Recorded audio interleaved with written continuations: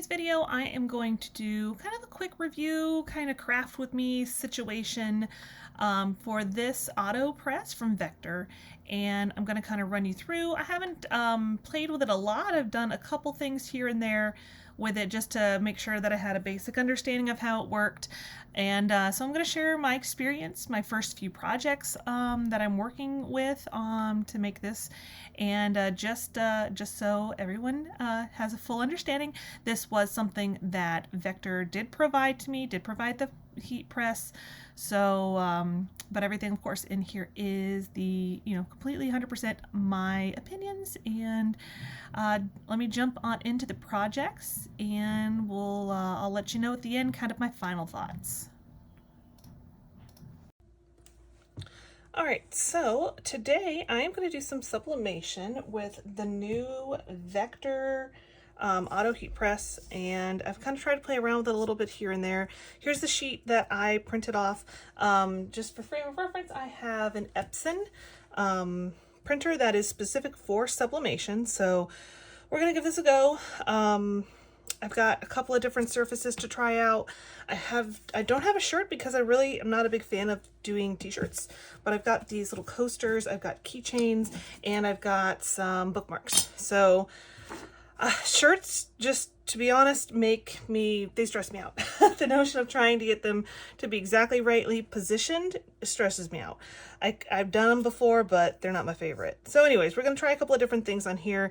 Here's the sheet of sublimations that I've already printed out, and I'm going to go ahead and get these all cut out and taped to my surfaces. I'm not going to do all of them. I want to do kind of a test on them before I start, going ham and using all of my surfaces. So my test one that I did turned out pretty good on the little bookmark. So hopefully this one works better than my experience that I had with the tumbler one. So give me just a minute. Let's get all this stuff cut out. All right, so please ignore my mess in the background. I mean, it's a craft room, right? Everybody has a mess in the background. I'm gonna just turn it on. There's a little switch here at the bottom. It's gonna start beeping, and it's gonna start bringing up the temperature. This is, first off, what I don't really like is it's really hard to see, but I can live with it. I'm gonna try to remember how to do this without looking it up. The instructions are not great. So here's one option. It's like a t-shirt. Here's another option. I thought that option 2 was more like a mouse pad, like their presets. So I'm going to try 2. And last time I was able to figure out how to readjust the temperature. So, yep, you hit that and it goes down to the seconds. Oh, man. Nope. I'll have to look it up. It's not intuitive. It is definitely not. Oh, nope. See, then you can't hit plus because it'll think you're ready. Like I said, it's definitely not intuitive. Let me let it warm up, and I'm going to look up and try to remember how I changed the temperatures. All right, so 356 is what it's saying for like a mouse pad. So that's kind of what these coasters are. So that's what I'm going to let it set at, and it's going to do that for 60 seconds. So it's going to start warming up, and I'm just going to let it sit here, do its thing, warm up, and there's a little drawer right here that I put everything on when it's ready. And I'm going to go ahead and get my butcher paper, parchment paper, whatever it is that you use. I have a big roll that I got off of Amazon. So I'm going to cut that and get that ready for this press. All right, so it is done. It's not going to beep at you to tell you that it's finished. I'm going to go ahead and pull out the drawer and load everything up that I'm doing. Just the 2 pads, or the 2 little coasters. I'm going to back the camera up just a little bit. So it's got the little drawer here. I'm going to put down a piece of butcher block paper. And then I'm going to put these guys face up into the press. And then I'm going to put a piece of paper on top so that it doesn't end up getting my machine all nasty. I'm just going to wheel it in, or slide it in. And then when I'm done with that, there's a button up here. I believe it's minus. Let's find out. Nope, it is not minus. It's plus. So now it's going to push down the press. Sorry, my lights are flickering. It's attached to the same thing, and it is counting down on the seconds. When it is done, it will raise up. All right, so it did just raise up. I'm going to go ahead and pull out my drawer, and it comes with gloves, these little like double-sided like dotty gloves, because obviously this is going to be super, super hot. And I'm gonna just take it off of here and move it over to my table, and I'll peel off the paper and show you how it turned out. All right, so I'm gonna go ahead and take them off the paper. They are probably cooled down enough, but just to be on the safe side, wear the gloves. They give you some. Let's take a look. It's definitely not as vibrant, so this probably needs to go longer. Yeah, that's definitely not as vibrant as I would like. So I'm gonna look up the heat settings and requirements for this specific product. These ones are definitely not it. So let's see if I can't fix it on the next one. That's why I didn't want to do all 4 at one time. So let me look up the specific temperature requirements for this product, and let's try it again on something else. Also, I'm gonna look it up for the little keychains too. All right, so we're gonna do the keychain, one side of it first. The notes on that product said that it should be at 356 to 392 for 40 seconds. So I got it at 375 for 45 seconds. We're gonna give this a go. I'm gonna put down my parchment paper, or excuse me, butcher paper, just to make sure, and the piece on top. Slide it in and hit the plus button. It'll go down, it's gonna count, and it'll come up on its own. And then here in just a second, I think I figured out the custom timing in seconds, and I'll show you that in just a minute. See, so it raised it up and beeped at you. We'll pull it out and take a look at it and see if that was right. I'm gonna peel it right here since it is just one small piece, and that way I'm not moving my camera back and forth. All right, let's take a look. Oh, looks better. No, it doesn't. It's still not dark enough. So this probably just means more heat. It's kind of part of the problem, and you can actually really even see where the tape was. So, let's, I don't know. Let's try something else, I guess. I'm gonna go with the max heat on all of these then and see how that works. All right, let's see if I can get it to the right setting. I'm gonna get it at 392, so I'm going to go into mode and hold it. Press and hold mode. And it should give me the option, no. Okay, press and hold setup. Okay, so here's the time, 40 seconds. I'm gonna leave that, hit setup. I don't know what P5 is. I'm gonna switch to that. 45 seconds is what it's saying. So we'll switch to change that to the time. Setup. I don't know what that one is, or that one. Okay, maybe this was a bad idea.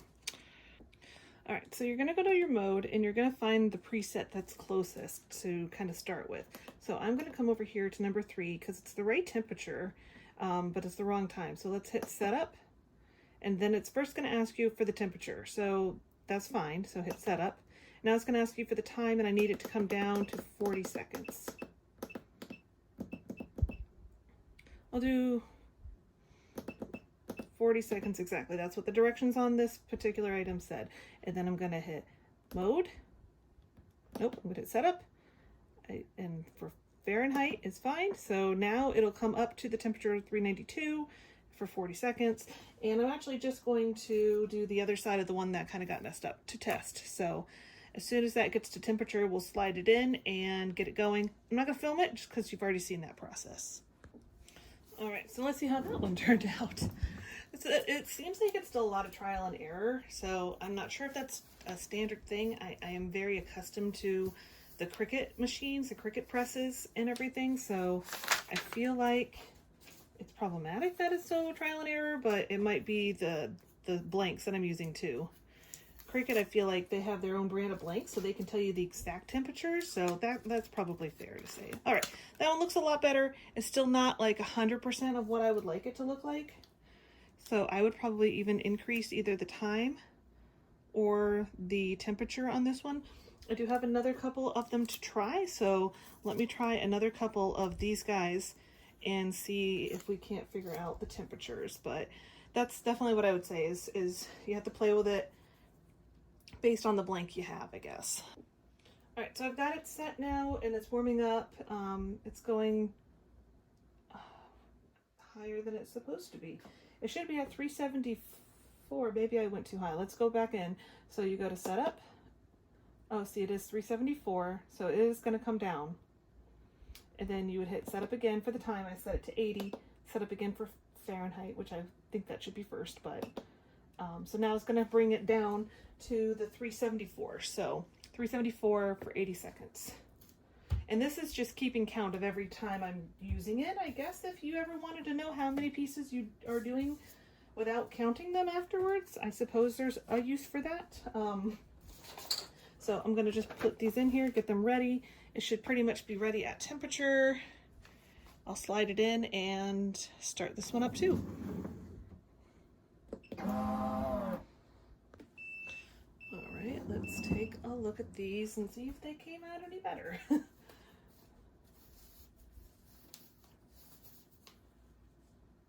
I will say it also gives off a smell, and I feel like that's probably pretty standard though. So let's see if these ones came out better than the last group of them. Maybe I'll switch to a different print. I don't know. These are not, this might be the blank. These are definitely not doing as well as I would want them to. They're kind of like that fabric-y kind of thing. So that was the maximum time listed on there for the maximum amount or maximum temperature. So they're still not really what I would want them to look like. But or maybe I'll try a different graphic on some of those. But I am going to try, this one says to actually warm it up first for 5 minutes. So I'm going to put this keychain on there for the maximum temperature for, it says 5 minutes. I think that seems excessive, but I'm going to just put this baby under there. Seems like it's not as high as it was, and see how this goes. This is interesting.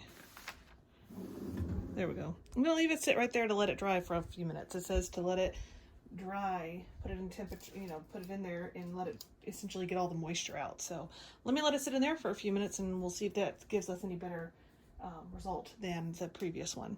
So this one, again, this was the max time for the max temperature, which was 392 for 40 seconds.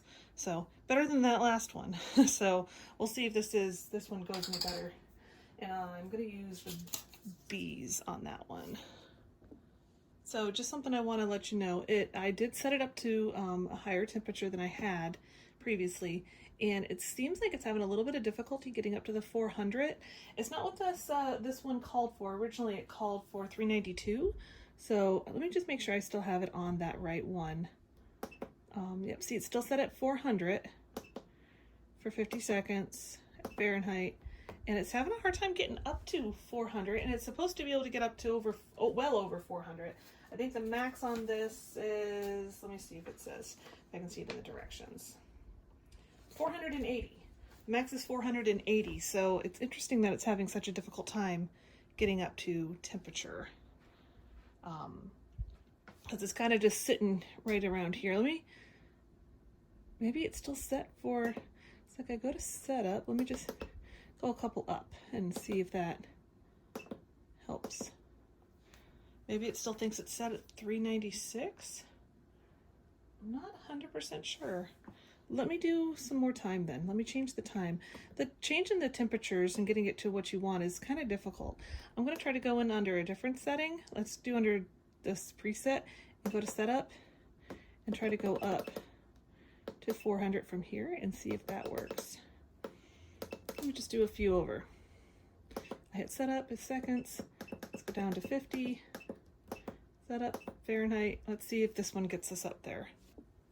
I did pause the camera for the sake of you not having to wait. It didn't take very long and it's getting up there now. So, all right, I'm gonna go ahead and press this. It's already under here because I wasn't sure if maybe this drawer being open was making it to where it was having a hard time, but setting it on that other one was having a really difficult time getting up to temperature. So let's go ahead and run this one. All right, so let's see how that one turned out. I am gonna just unwrap it right there. And there's no directions on any of these things that say to wait for it to cool or anything like that. I mean, I've never waited for things to cool before I've unwrapped them. So let's see how this one does. I taped the heck out of it. It is definitely hot. You can feel it. Let's see. That did a lot better. That did a lot better. That did so much better. So highest temperature even over. So again, it's just kind of trial and error with the blanks, I think. I don't think it's necessarily the press that's the problem. It's trial and error with the blanks. I would just say it's a little difficult sometimes getting it set correctly. So there is that. All right, so I wanted just to do a real quick like test. So it's still hot because I literally just did it and I didn't record it, but I did a real quick press with my Cricut Easy Press. I did it for the fabric coaster at 375 because it doesn't do like little numbers. It goes only even like every 5. So this was at 375 for 75 seconds, I think. And I mean, and I didn't even print a new piece of paper. Like this is the same paper that I did. I think it's this one. Yeah. Same paper that I did. So I didn't even get new ink, you know, so this is all just, I don't know. Is the other one capable of doing this? Probably, but it seems like it's a lot of trial and error to figure out how high you really need to go, because what is, you know, it works obviously with the actual, sorry, it's still really hot. It works really well with the actual blank. So I wanted just to make sure it wasn't just the blank that was the problem. And, definitely not the problem. Now it did, like I said, it looks fine on this one when I did the, you know, the highest amount. Now I didn't test the other side. Maybe I should test the other side to see if it comes out better doing the same thing. But I just wanted to do that just to make sure it wasn't the blank. Kind of my overall thoughts and kind of things on this machine is that it's still expensive. It is obviously a lot less expensive than like the Cricut version of that, because that thing is quite pricey, and this one is probably literally half, even when, you know, when the Cricut one's on sale. So I mean, it just depends, I guess, right? This, I feel like maybe I'm a little biased because I've done so many things with Cricut and I'm used to them being so user friendly. And this, it's, you know, obviously this video is something that was requested by Vector. I received their products, or their, you know, their presses, and they were provided to me, like I mentioned earlier. But I'm not as impressed as I want to be. It's still, even though it's less expensive, it's still, you still need to have it work right, you know? So it feels like it's still going to be a lot of trial and error. So yeah, that was kind of my overall thoughts. I did want to do one thing that just to kind of test it out. I didn't record it, but like I said, I did it at 375 for 75 seconds. And I know I tried a bunch of these at like the full amount or a long, you know, I didn't try them for a longer span of time, but it just seems like that's a really, you know, drastic difference. So just to give you kind of my final thoughts on this auto heat press, and to kind of give you my pros and cons, it's somewhat simple, I guess I should say. You know, like once you get a handle on what the little controls are, it's easy enough to use. I would say the directions definitely need to be revised, because if you don't start pushing buttons and figure it out on your own, you're only able to use kind of 3 different temperature and second modes, you know what I mean? Like the presets that are kind of come on this machine by itself. And I do like the little pull-out, it's not really a drawer, I kept calling it a drawer in the video, but the little pull-out section here that you can actually put your items on, so it pulls this out from the heat press itself. I do like that part. I can't speak to like the durability of it, but I will say the one I received did end up with a crack down here in the bottom part, so that leads me to believe that the plastic is probably pretty thin and not as durable as I would like it to be. The screen is very difficult to see. I mean, I have a pretty decent amount of light in here, so maybe it's easier to see in a lower light situation, but when I craft, I have a lot of light on so I can see properly. And I did not use it on for t-shirts or fabric, real distinctly fabric items. So it may work better on those items, but I definitely had some issues with it working on the blanks that I had. You saw in the video I did a test one for just the Cricut Easy Press that I have, and it came out significantly better. So I don't like having to do a ton of trial and error with your blanks, because obviously that's things that you're spending your money on. You know, you've got these blanks, they're not cheap. You have to spend your money to get them to the point where you feel like they're good enough to use. Whereas my experience with like just the easy press that I have, it's been like one and done. I don't have to fool around with it. I set the temperature, the time, and it's good to go. I do like that you can adjust the temperature by a single digit as opposed to by fives on the Cricut Easy Press. And I don't have the Cricut Auto Press to compare this to, but I would definitely say I would probably not recommend purchasing this. There's other, you know, more budget-friendly options out there. I have not tried them yet.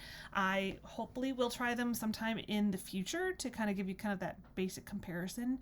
But as far as this goes, just comparing it to the Cricut Easy Press that I have the medium size, so it's not as big as far as like a surface area to do, but just in my experience that I've had with this machine, I wouldn't necessarily recommend it. I'd probably prefer just to spend a little bit more and get something that's going to be less trial and error. So hopefully you guys appreciated the honest review on this product. Like I said, if you have it and it works for you, I would love to hear in the comments below kind of what your experience has been with it. I'd love to hear that, and maybe it's me. I don't know. I guess that's always an option too, right?